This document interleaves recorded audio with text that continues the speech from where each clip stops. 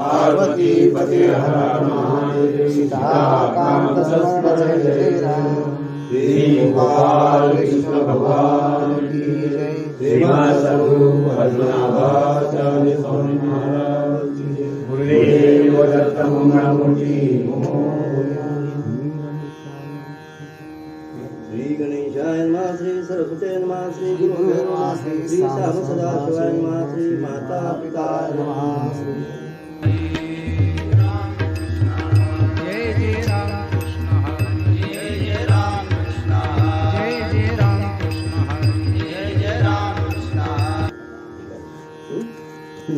पुरुषोत्तमा जय जय वैकुंठ धामा। जय श्री हरे शिव शिव विश्रामा आत्मा रामा नमस्तुते। की गणेशाला वंदन करून संत नामदेव महाराज की जय जयाजी हा भगवंताचा धावा करतात। हे वैकुंठाला राहणाऱ्या हे पितांबरधारी हे पीत वसना हे भगवंता की मी ग्रंथारंभ करतोय या ग्रंथाला मला बुद्धी दे। अशा प्रकारे गजाननाची वंदना करून भगवंत विष्णूची हे स्तुती करत आहेत। वैशंपायन म्हणे जन्मे जयास पुढील कथा ऐके सावकाश। कलेवरती एकमेकांत गुंतली अशी वायुचक्री। आणि मग ते जन्मे जे त्याला गुरु सांगतात की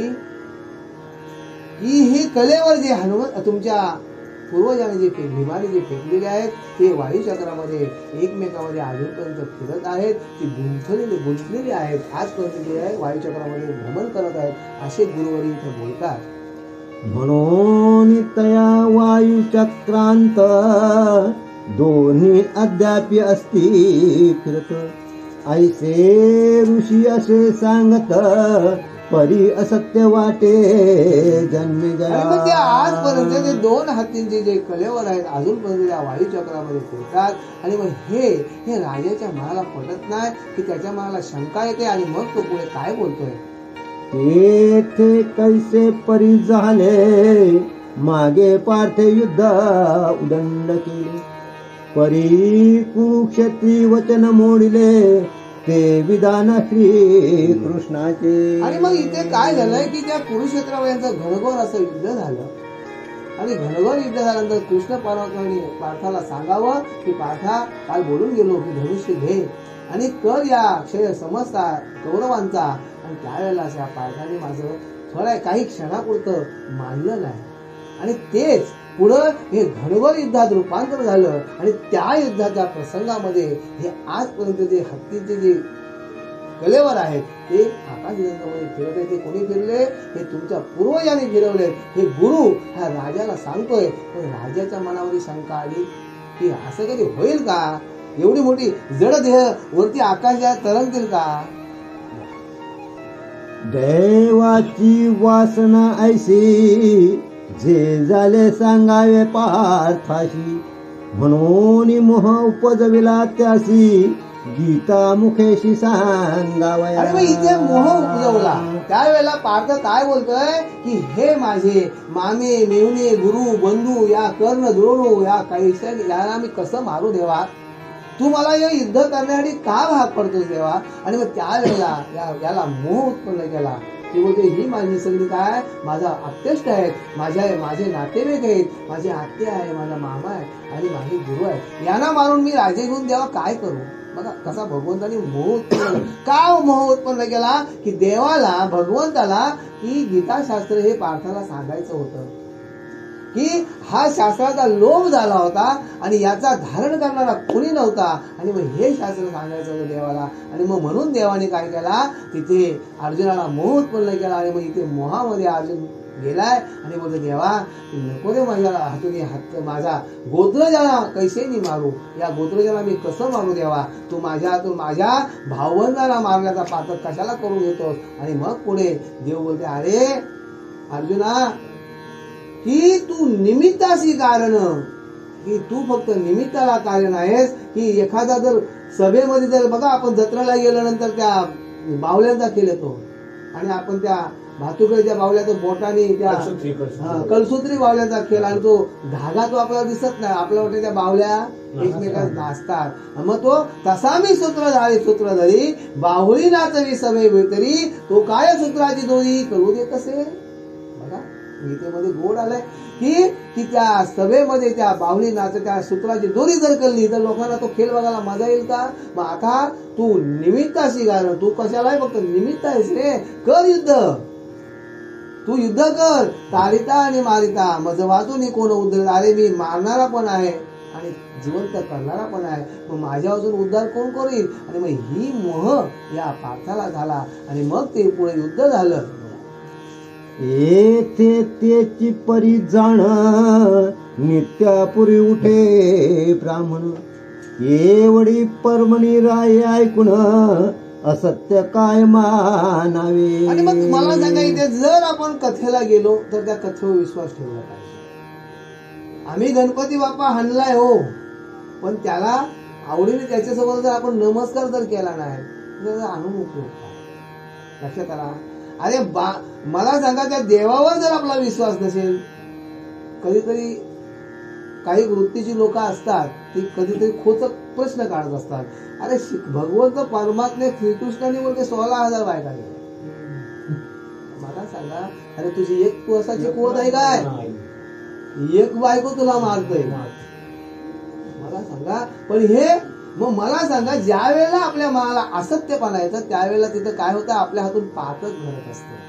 कलियुगे माझारी भगवंताने सांगलाय, कलियुगामध्ये जर तुम्हाला जगायचं असेल, जर तुम्हाला उद्धार करायचा असेल तर एकच आहे, नाचू कीर्तनाच्या रंगी. जर तुम्ही कीर्तनात नाचाल, जर तुम्ही जय जय राम कृष्ण हरी नामाचा जप कराल तरच तुम्ही उद्धरून जाल. हवन पूजा विधी करून तुम्हाला देव तुमच्यासाठी येणार नाही का. देवाने सांगलाय मी अवतार घेईन, पण मी अवतार कुठल्या संत रूपाने घेईन. लक्षात आलं तुमच्या.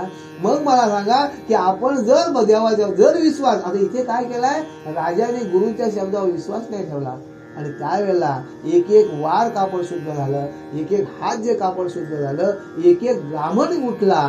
मग 17 ब्राह्मण उठलं, मग एकच ब्राह्मण का नाही उठला की त्याच्या मनात आली संशय आला. मग संशय आपल्या संसाराला सुद्धा संशय काय करतोय, काजल पाचतोय आपला संसार. असे संशयाने किती संसार उद्ध्वस्त झाली. बाई म्हणून जर पाण्याला गेली ना तर हा वहीच्या मागे लपतय, ती कुठे गेली बघ. अरे मला सांगा रात्र पूर्ण गेली, आता सकाळी पाणी भरताना तुझी बायको पळून नेईल का कोण.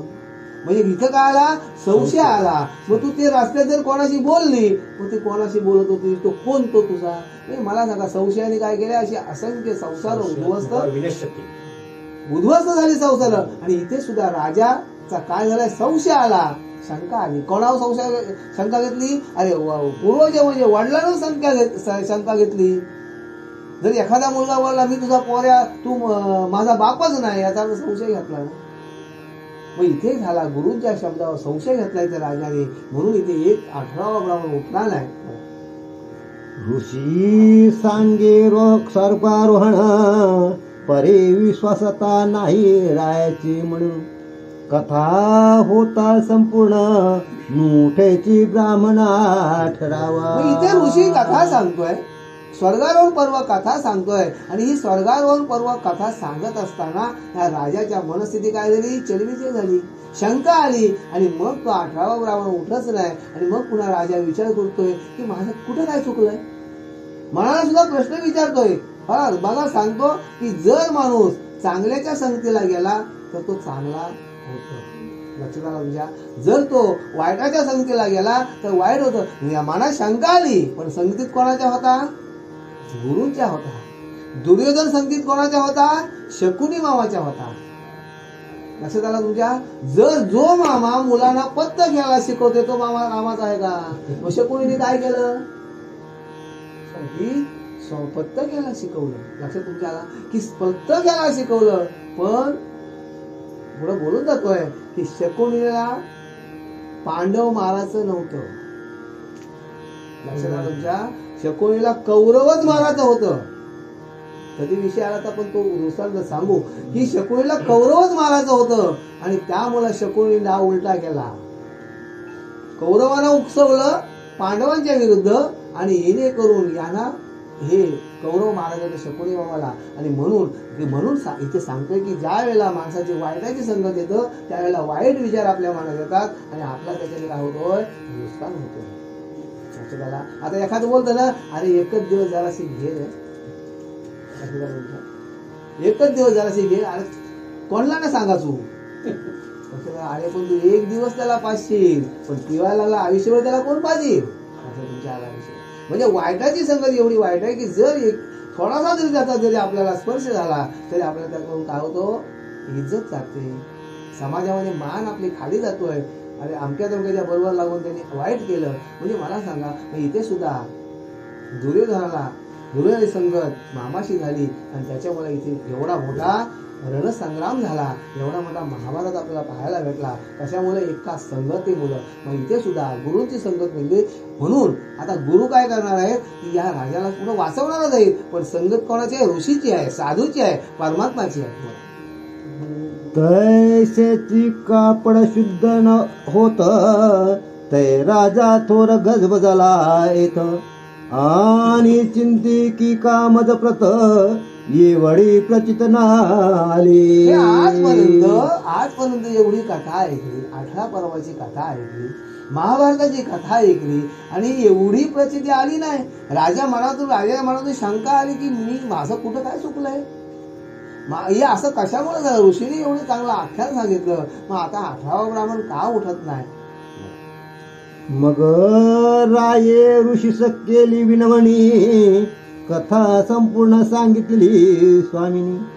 परी प्रचित मज लागुणी, नयची ताता येवडी. गुरुला विनंती करतोय, राजा हे गुरुवर या, की आजपर्यंत मी ही कथा ऐकली, पण मला या कथेचा प्रचिती आली नाही, मला फळ असा भेटला असं वाटत नाही, म्हणजे असं काय झालं, हा प्रश्न पुन्हा तो गुरुला करतोय. आणि मग गुरु काय बोलताय, जी तुमचे कृपे करुण 17 उठले मृत ब्राह्मण, आणि 23 कापड संपूर्ण 17 हात शुद्ध झाले. अरे गुरुवर या, की तुमच्या कृपेने तुमची कथा ऐकून आजपर्यंत 17 ब्राह्मण उठले महाराज, 17 ब्राह्मण उठले आणि 17 हात कापड शुद्ध झालं. म्हणजे इथे काय झाला होता की गुरु आणि शिष्य यांच्यामध्ये अंतरपट नेला होता काळ्या कपड्याचा.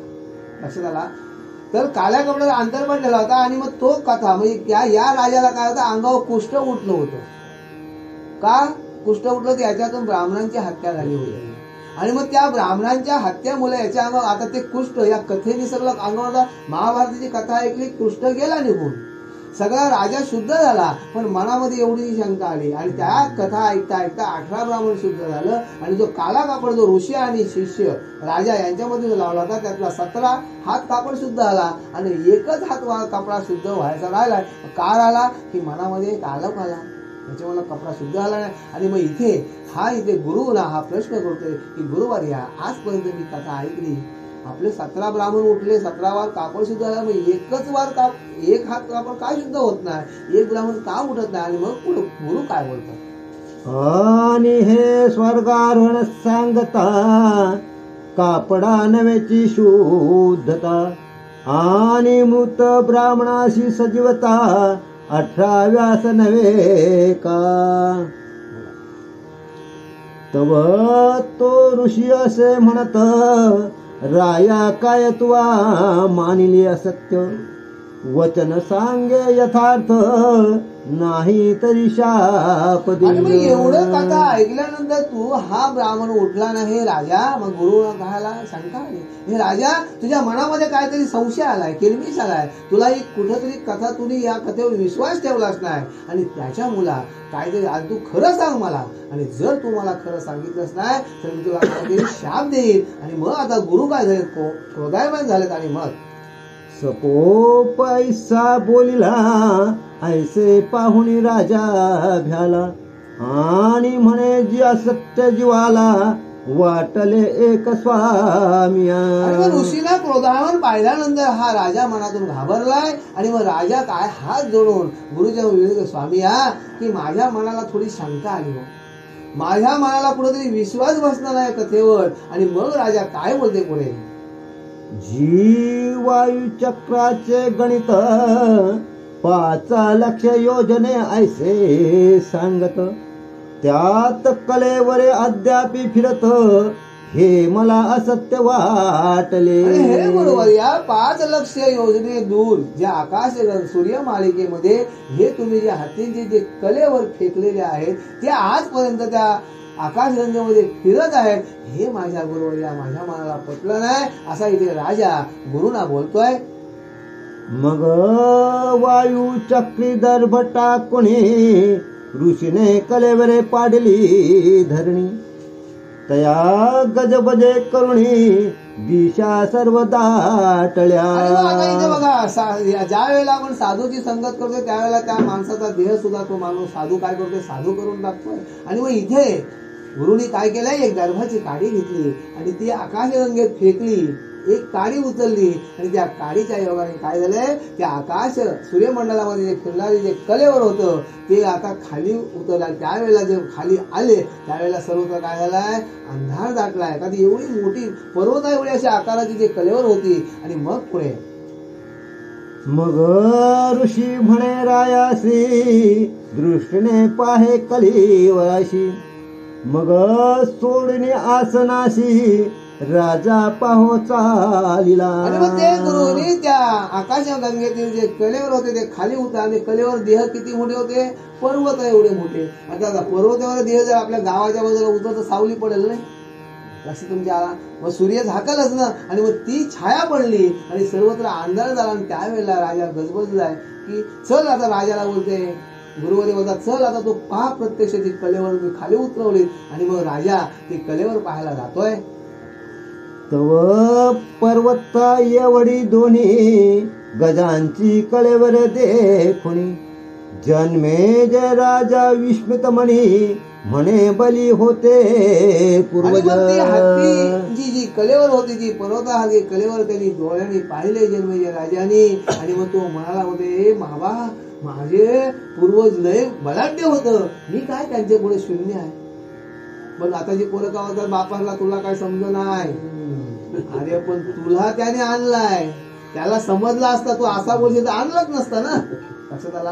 मग त्यावेळेला बोलतोय की नाही, माझे पूर्वज कसे होते, बलिया होते, ताकदवर होते, खरोखर गुरुवारी. आणि मग पुढे विकल्प अंतरीचा गेला, राजा पुनर्पी आसनी बैसला, मग 18वा हात शुद्ध झाला, आणि उठला ब्राह्मण. मनाची शंका फिटली, मनातला जो संशय होता तो फिटल्याबरोबर राजाने काय केला, शेवटला गुरुंच्या पुढं नम्रतेपणे हा राजा बोलला. शंकेचं निरीक्षण गुरुनी केलं. आणि मग इथे राजा पुन्हा येऊन आसनावर बसलेला आहे. आणि आसनावर बसल्यानंतर शंका गेल्याबरोबर त्या कथेचा फल भेटला. आणि तिथे 18वा ब्राह्मण उठलाय. आणि 18 जो कापड होता, एक हात शिल्लक राहिला होता, तो कापड सुद्धा शुद्ध झालाय. आणि मग पुढे मग राव म्हणे ऋषीशी, माझ्या फेडले संध्याशी, अवघे शुद्ध केले कापडाशी, 18 ब्राह्मण उठले. आणि हे गुरुवर्या की खरोखर मला माझ्या मनाला जी काजली आली होती, माझ्या मनाला जो संशय आला होता गुरुवर्या, त्या संशयाची काय केलं तुम्ही, फेड केली की माझा संशय फिटला. आणि खरोखर गुरुवर्या तुम्ही माझ्यावर कृपा केली. आणि मला तुम्ही काय केलं की त्या पापातून, म्हणजे माझ्या मनात जे शंका आली त्या पापातून मला तुम्ही काय मुक्त केलं, मला पुनीत केलं गुरुवर्या. आणि अशा प्रकारे तो गुरुना काय करतोय, वारंवार नमस्कार करतोय. आणि गुरुंचे काय करतोय, आभार मानतोय. गुरुवर्या खरोखर मला पाप, माझ्या हातून पाप घडत होतं, त्या पापापासून मला काय केलं, तुम्ही निवृत्त केलं. असं इथे राजा बोलतोय गुरुना. जी थोर सामर्थ्य कथेशी, प्रचित आली माझ्या मनाशी, मग पुसोन्या राजाशी, वैशंपायन निघाले. म्हणजे इथे काध्याचा जर मतितार्थ घ्यायला गेलो तर वारंवार मी काल सुद्धा वारंवार बोलून गेलो की माय बाप हे दैवत माझे, जे आपले जे पूर्वज आहेत, आई वडील आहेत. वारंवार मी सांगतो, इथे सुद्धा अध्यात आलाय की ज्यांनी पूर्वजांची निंदा केली तो नरकाला जाण्याचा राहणारच नाही. ज्यांनी आई वडिलांना त्रास दिला त्याला इथे भोगाला लागल्याशिवाय तो इथून सुटणारच नाही. आपण बोलतो सहजगत्या, काय त्यानं होतंय. पण मला सांगा, इथे ग्रंथ सुद्धा सांगून गेलाय, ज्यांनी पूर्वजांची निंदा केली, ज्यांनी आपल्या मायपित्रांची सेवा नाही केली, इथे म्हणजे त्याला देवाला सुद्धा जायचे. आता इथे यांनी ऐकली कुठली कथा, पूर्वजांची. पण अंगावरचा कृष्ण गेला. ब्राह्मण 18 ब्राह्मण जे मृत होते ते सुद्धा उठले आणि 18 वार कापड सुद्धा हे सामर्थ्य कशात होते की पूर्वजांची महाभारतीची कथा ऐकली. म्हणजे एवढं म्हणजे आपलं जे आपण कुलस्वामी बोलतोय, खंडेराय हा आपला श्रद्धा स्थान आहे, पण खरं कुलस्वामी तुमचं आई वडील आहेत. मग आम्ही एखाद्या कुठल्या तरी भटजीकडे जातोय किंवा एखाद्या साधूकडे जातोय किंवा एखाद्या भक्ताकडे जातोय, मग तो भगत काय सांगतो बघा तुम्हाला, थोडक्यात सांगतो मी. बाय, तू मनाने नाही निर्मल आहेस, तू मनाने एवढी निर्मल आहेस, तू सगळ्यांसाठी करतस, पण तुला कोण मानित नाही. हे प्रत्येकाच्या घरात घडतंय की नाही.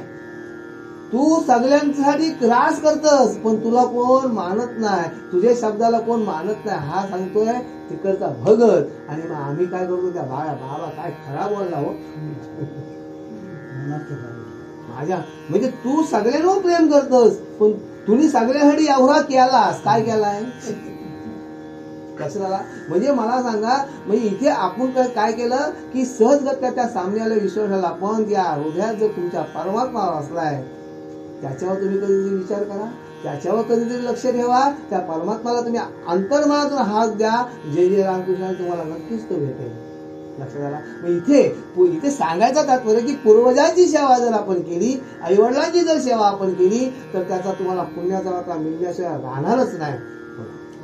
तव तया ऋषीचे पाय जन्मे जे धरिता होय, ती जी उत्तीर्ण उपकार काय मज केले दोषा वेगळे. इथे काय सांगितलंय, ज्या वेळेला जन्मतात मुलाचा आई वडील हे गुरु, आई ही गुरु असतं. मग आईची आज्ञा झाल्यानंतर मुलाला शाळेत पाठवायचं की नाही हे आईचं कर्तव्य आहे. म्हणजे आई आपल्याला गुरुकडं नकळत शाळेत गुरु भेटला, त्याच्यानंतर गुरुची विद्या आपल्याला शाळेचं शिक्षण झाल्यानंतर आपल्याला आध्यात्मिक गुरुकडे आपण जातोय. लक्षात आला. मग कोण कुठे जातोय, सत्संगाला जातोय, कोण कुठे बैठकीला जातोय, कोण कुठे वारीला जातोय. पण सगळ्यांचे जरी मार्ग वेगळे जरी असले तरी हे पंथ आपल्याला काय दाखवतात, देवच दाखवतात. देवाकडे जाण्याचा मार्ग सोपा करून देण्यासाठी आपला गुरु केलाय. मग तो गुरु कसाही असो, लक्षात आला तुमच्या, पण गुरु कसाही असो, पण त्याने आपल्याला दिलेली वाट जर चांगली असेल तर त्या नक्कीच त्या भक्ताचा काय होते, प्रगती होते. आणि इथे सुद्धा तेच झालंय की गुरुने इथे राजाला मार्ग चांगला दिला आणि त्यामुळे राजाचा काय झाला की उद्धार झालाय. पुढे मी पूर्वजांची निंदा केली, त्या पातके राया लोपली. काय त्या पातके काया लोपली, ते स्वामीने व्यथा हरली, ब्राह्मण हत्यापासून. बघा की ब्राह्मण हत्या माझ्या हातून झाली, पत्नीने सांगावं. आणि तिथे सुद्धा या राजाची अवस्था तीच झाली होती की या व्यास ऋषीने यांना सांगितलं होतं, मग त्या सांगतोय की तू कथेवर विश्वास ठेवू नको, पण मी तुला एक सांगतोय, तू जंगलात जाऊ नकोस. जंगलात गेल्यानंतर तिथे तू शिकार करू नकोस, आणि शिकार केल्यानंतर त्या शिकारीच्या पोटातून काय निघेल ते तू घेऊ नकोस, त्याच्याने तुझा काय होईल, अनर्थ होईल. पण हे राजाने तेच केलं.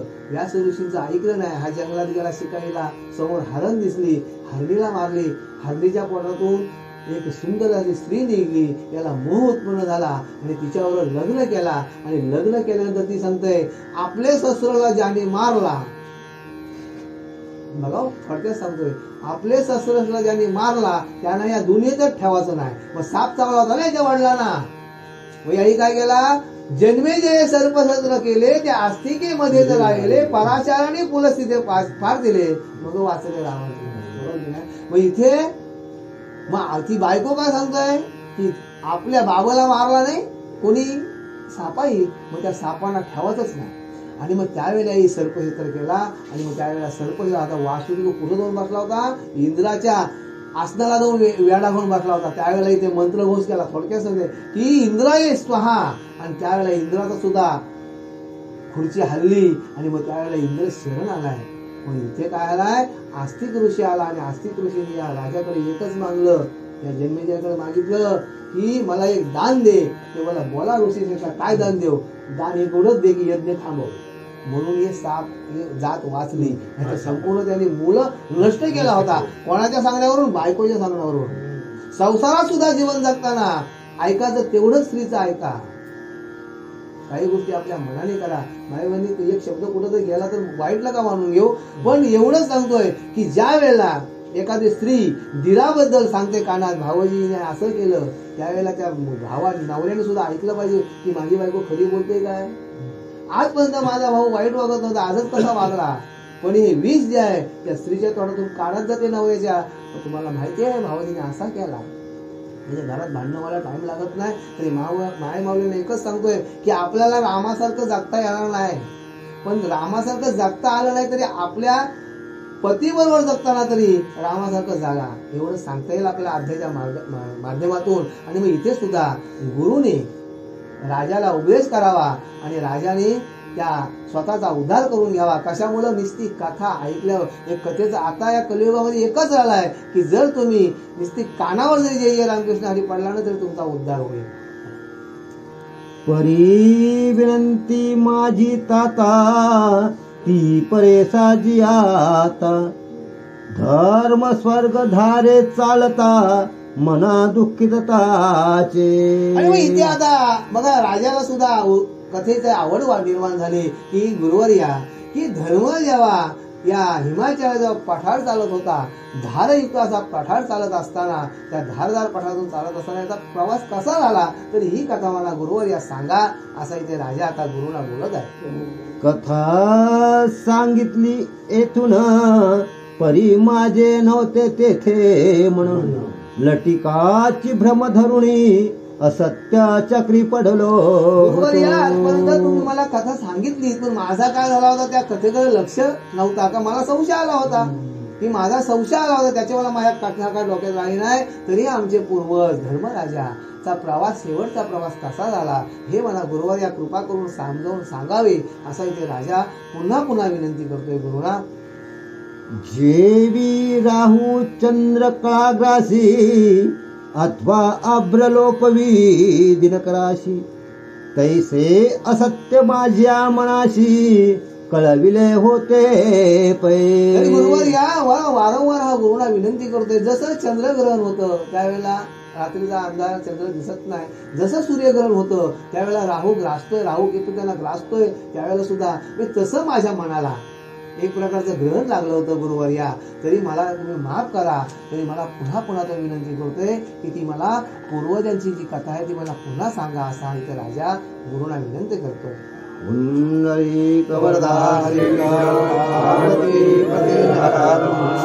सीताकांत स्मरण जय जय राम. कृष्ण भगवान की जय.